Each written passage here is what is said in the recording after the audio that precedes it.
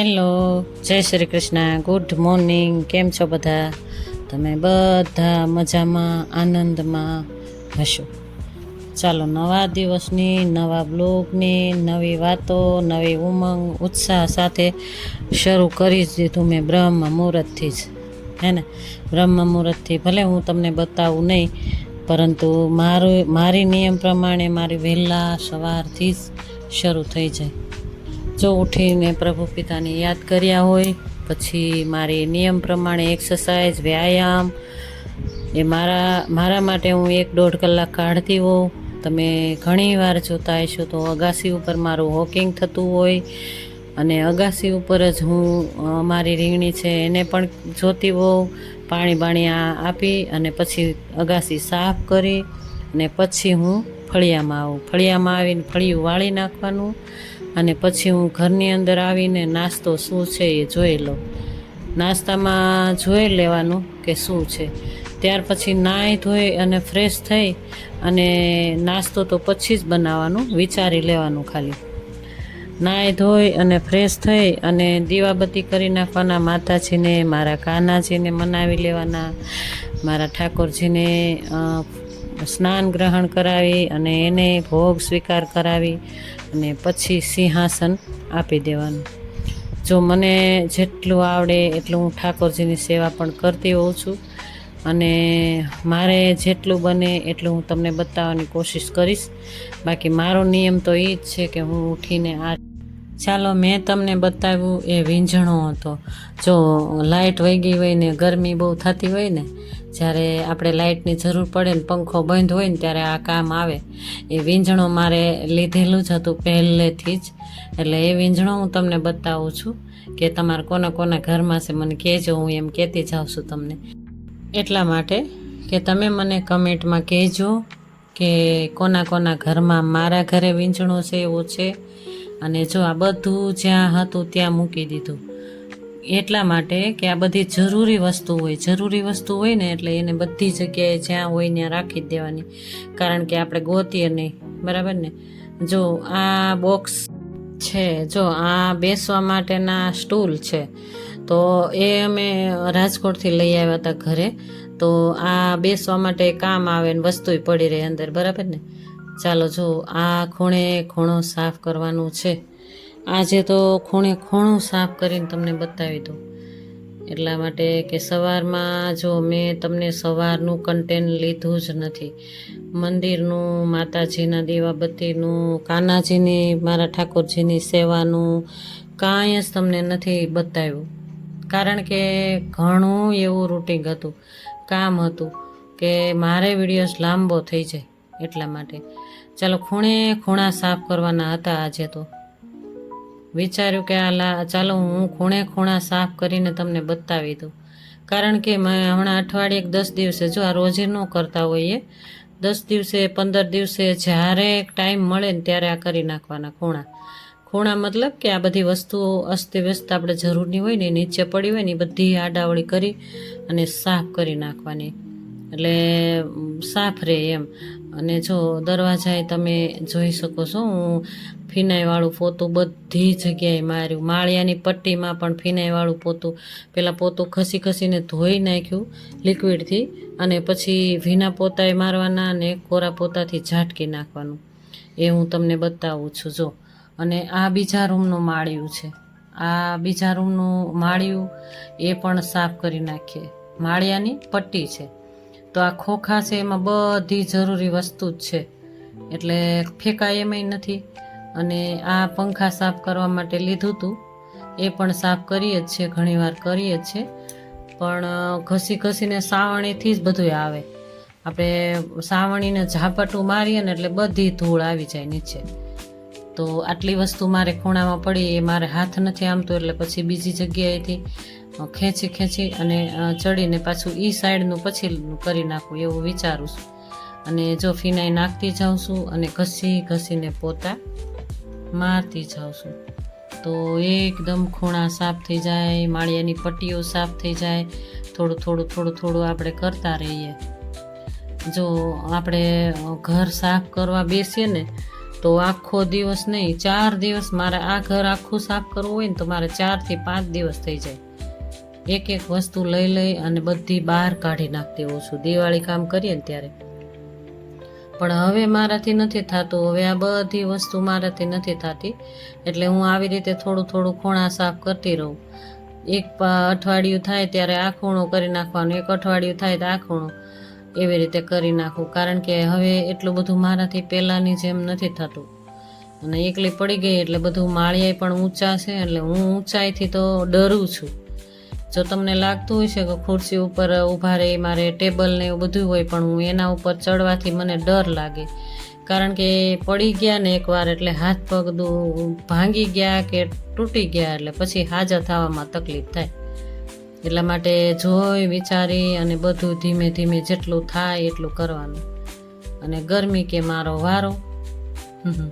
તમે જોયો, તમને તો ખ્યાલ જ છે બફારાની સિઝન, બફા રોજ થાય છે. જો વરસાદ ક્યાંય નથી, તમારે ક્યાંય પણ આ કન્ટેન્ટ જોશો ને કોઈના ગામમાં હોય તો મને મેસેજ કરજો કે મારા ગામમાં વરસાદ છે એમ.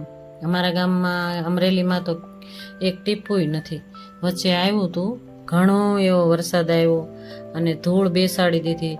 પરંતુ હમણાં તો કેટલા દિવસથી તડકો ફાટીને ગરમીનો બફારો બહુ નીકળે છે, એવું અમારા અમરેલીમાં છે. જો આ ખોખા પણ મારે ખોખાની અંદર અમે ગરમ હીટર છે, એ હીટરનું ખોખું છે. જ્યારે બહુ ઠંડી લાગે ને ત્યારે ગરમ હીટર મારા દીકરાએ લીધું હતું, ત્યારે ત્યાં આગળ રાખતો હતો ત્યાં આગળ. હવે એને નથી રહેવાનું એટલે અમને લઈ દીધું, એક એણે રાખ્યું હતું. તો એ હીટરનું ખોખું છે, હીટર બીજા ખોખામાં નાખ્યું છે, અને એ તો ખાલી ખોખું જ છે, એમાં નાખવાનું બાકી છે. હમણાં હું નાખી દઈશ. તો ઝાપટ ઝૂપટ કરતાં મને થોડો ભાઈ યાદ આવી ગયો, મારો દીકરો યાદ આવી ગયો, એટલે થોડી વાર હું ઇમોશનલ પણ થઈ ગઈ અને આંખ પણ ભરાઈ ગઈ. મારી આંખો તો મારે હાલતા ચાલતા ભરાઈ જ જતી હોય છે. જો આ રૂમમાં જાઉં ને ત્યારે મારે લાલાને સામું જોઉં એટલે મારી આંખ ભરાઈ જાય, કારણ કે મારું ઘર ખાલી થઈ ગયું ભાઈ, અને એટલો યાદ આવતો હોય ને. હું હસી ખુશીથી ઘણી રહેવાનો પ્રયત્ન કરતી હોઉં છું, અને ઘણી એમ થાય કે હાલો હવે એ મારો જ હતો નહીં ને વયો ગયો. ભૂલવાની કોશિશ ઘણી કરું પણ મને ભૂલાતું જ નથી. મને ઘણા મારા સંબંધીઓ, મારા ફ્રેન્ડ, મારી બેનપણીઓ બધા એમ કે ભાઈ હવે એને ભૂલવો પડશે, એ આપણો હતો જ નહીં એટલા માટે એ જતો રહ્યો છે. હા, હું થોડી વાર અત્યારે હું કરું છું ને તોય પણ મને એવું જ લાગે છે કે ભાઈ મને હૈયું એટલું આમ ગભરાઈને ભરાઈ ગયું છે. તમે જોઈ શકો છો. ચાલો ત્યારે સાફ સફાઈ બધી થઈ ગઈ અને દરવાજા. આજનો દિવસ અને આજનું રૂટિન તો અલગ જ છે ભાઈ. આંખો ભરાઈ જાય કે ન ભરાઈ જાય. જો આપણે કામ કરવું જ રહ્યું. જો દરવાજા બધાય સાફ કરી નાખ્યા અને ભીનું કોરું 2 પોતા રાખીને ફિનાઈવાળું પોતું અને કોરું પોતું બંને સાથે રાખતી ગઈને બધા દરવાજાના ખૂણા સાફ કરી નાખીએ. ચલો સાફ સફાઈ થઈ ગઈ, કચરા પોતા બધું કામ થઈ ગયું મારું, તમે જોઈ શકો છો. કારણ કે આખું ઘર ઘણીવાર હું બતાવતી હોઉં છું કે કચરા પોતા કઈ રીતે કરવા. જો પહેલાં ફિનાઈવાળું એકદમ ઘસીને લિક્વિડ નાખતી ગઈ અને ઘસીને સાફ કરી નાખ્યું, અને પછી પોતું બીજું મારી દીધું, અને આ DDT નાખી દેવાની દરવાજામાં. દરવાજા એકદમ સરસ એવા પેક કરી દેવાના, જેથી કરીને કીડી મકોડા બીજા કોઈ જીવજંતુ આ બફારામાં ઘરની અંદર ના આવે. કારણ કે પાછળ અમારે જગ્યા છે, એટલે પાછળ જગ્યા છે ને એટલે એના લીધે કોઈ પણ જીવજંતુ આવી ના શકે. તો DDT હું બધા દરવાજામાં નાખતી જ હોઉં છું, અને ક્યાંય ખૂણામાં કોઈ એવું લાગે ને તો DDT નાખી દઉં. અને જો આ બાજરી, અને હું ઘણીવાર કહેતી હોઉં ને કે ભાઈ અમે બાજરી ખાઈએ, તો બાજરીને જુવાર ને મકાઈ આવી રીતે જ રાખી દીધી છે. કારણ કે પેટીમાં નથી નાખી. પેટીમાં નાખીએ ને તો પેટી ઘરમાં જગ્યા રોકે, એટલા માટે. જો ફિટિંગ થઈ ગયું સરસ મજાનું, દરવાજા પેક થઈ ગયા. અને પલંગ હતું ને એ કાઢી નાખ્યું મેં બહાર. પલંગ બહાર કાઢી નાખ્યું, કારણ કે બહાર બેસવું હોય ત્યારે બેસી શકાય. ગરમી થઈ કે ઉનાળો છે એટલે બહાર બેસવું હોય, કોઈને સૂવું હોય તો સૂઈ શકે. જો આખો ઉનાળો વયો ગયો ને ત્યારે યાદ આવ્યું કે હવે પલંગ બહાર કાઢી નાખીએ. તો ફળિયામાં પલંગ જવા દીધું અને જો દરવાજાના ખૂણે ખૂણા સાફ કરી નાખીએ. એક એક દરવાજો ને એક એક ખૂણો લઉં છું. અને આ છે કોઠા રૂમનો દરવાજો ને સાફ કરી નાખીએ. કોઠા રૂમ બાજુનો રૂમ છે, બાથરૂમ વાળો રૂમ. અને પાછળ ગેલેરીમાં ગ્રીલ છે અમારે, તો ગ્રીલ બંધ કરીને તાળું મારી દઈએ ને ખુલ્લું રહે તો પવન આવ્યા રાખે. ચાલો હવે ઘરની અંદર સફાઈ ખૂબ સરસ થઈ ગઈ અને બહાર આવી ગયા. બહારનું વોશ બેસિંગ ધોઈ નાખીએ. અને વોશ બેસિંગમાં જો આ બધી ટ્યુબ ને બ્રશ ને હાથ ધોવાના હેન્ડ વોશ ને એ બધું રાખ્યું હોય ને એ બધું ધૂળવાળું થઈ ગયું હોય ને એ પણ પાછું સાફ કરી નાખીએ. લિક્વિડ અને કાથો મારીને ઘસી નાખીએ.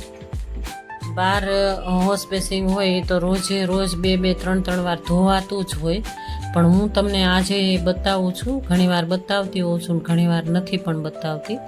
તમને આજનું રૂટિન તમને કેવું લાગ્યું? આજનું અલગ જ રૂટિન છે ભાઈ મારું. ખૂણે ખૂણા સાફ કર્યા મેં, એ તમે જોયું આગળ, કારણ કે વિડીયો લાંબો થઈ જાય એટલા માટે મેં તમને રૂટિન સીધું બતાવી દીધું. અને ખૂણા સાફ કર્યા એ બતાવી દીધું. અને વોશ બેસિંગમાં જો કેટલી બધી વાર લાગી મારે. જે ડબ્બો રાખીએ ને અમે એ ઘસીને સાફ કર્યું ને એમાં કેટલી મારે વાર લાગી. કાચે પણ એટલું બધું પાણીના મર્યાથી ભરાઈ રહેતું હોય અને ઘસીને સાફ કરી નાખ્યું. તમને આ રૂટિન કેવું લાગ્યું એ મને મેસેજ કરજો, મને કમેન્ટમાં કહેજો કે સારો લાગ્યો હોય તો હા ને ન સારો લાગ્યો હોય તો ના. એટલા માટે કહું છું કે જય શ્રી કૃષ્ણ તો લખજો જ ભાઈ મારા કમેન્ટમાં. ખ્યાલ આવે ને મને કે મારું રૂટિન તમને કેવું લાગ્યું. સારું લાગ્યું હોય તો જય શ્રી કૃષ્ણ લખજો, ન સારું લાગ્યું હોય તો ના લખજો, બરાબર ને. અને લાઈક તો કરજો જ મને. જ્યારે મારું કન્ટેન્ટને તમે દબાવો એટલે લાઈક તો કરજો જ મને, તાકે મને સપોર્ટ મળી શકે. ચાલો મસ્ત સાફ થઈ ગઈ, ઘરની અંદર સાફ થઈ ગયું. અને હવે પાછળ વયા ગયા ગેલેરીમાં. મેં તમને ઘરની અંદર જ બતાવ્યું ને, પાછળની ગેલેરી છે. તો પાછળની ગેલેરી ધૂળ હતી તો એને સાફ કરીને પોતું મારી દઈએ. જો હમણાં વરસાદ નથી, નહીંતર તો આ બહુ બધું ધોવું પડે રોજે રોજ. પણ વરસાદ નથી, જો વાદળા થઈ જાય વળી તડકો નીકળે, વાદળા થઈ જાય વળી તડકો નીકળે, એવું થાય છે. વાતાવરણમાં એટલું ચેન્જ આવે ને, બફારો, ગરમી, પવન નહીં બિલકુલ, એટલે એવું વાતાવરણ થઈ ગયું છે હમણાંથી. તો કેટલી ધૂળ છે જો તમે જોઈ શકો છો ને.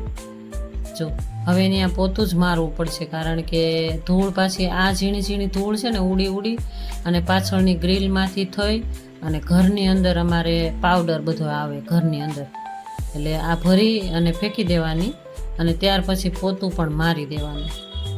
ચાલો પોતું મારું છે એ તમને હું બતાવી દઉં. જો પાછળથી આગળ સુધીનું બધું પોતું સાફ કરીને મારી દીધું. પાછળ મારે નળ ગોઠવેલું છે ને તેમાં ત્યાં આગળ મેં પોતું ધોઈ અને હું મારી દઉં. ત્યારે જ આ ગેલેરી સાફ થાય. અને જો ધોઉં ને તો આ ગેલેરી પાછી એવી ને એવી થઈ જાય. એટલે પોતું મારીએ ને એટલે એકદમ કોરી થઈ જાય અને ચોખ્ખી થઈ જાય, સરસ મજાની એકદમ મસ્ત થઈ જાય. ચાલો ગેલેરી સાફ થઈ ગઈ. ફળિયું સાફ કર્યું ને એ મેં તમને નથી જ બતાવ્યું, કારણ કે બહુ વિડીયો લાંબો થઈ જાય. ચાલો હવે ચણા લઈ લીધા મેં. જો ચણા તમે કોણ ઘરે બનાવો છો એ પણ મને કમેન્ટમાં કહેજો. ચાલો આજે તો ખાલી દાળ ભાત જ બનાવવાના હતા, એટલે દાળ ભાત જ બનાવી નાખીએ. તો પલાળી દીધી દાળ અને ચણામાં સેજ અમથું ધોઈ નાખવાના. ચણા ધોઈ નાખ્યા પછી એકદમ નીતરવા દઈને પાણી કાઢી નાખવાનું.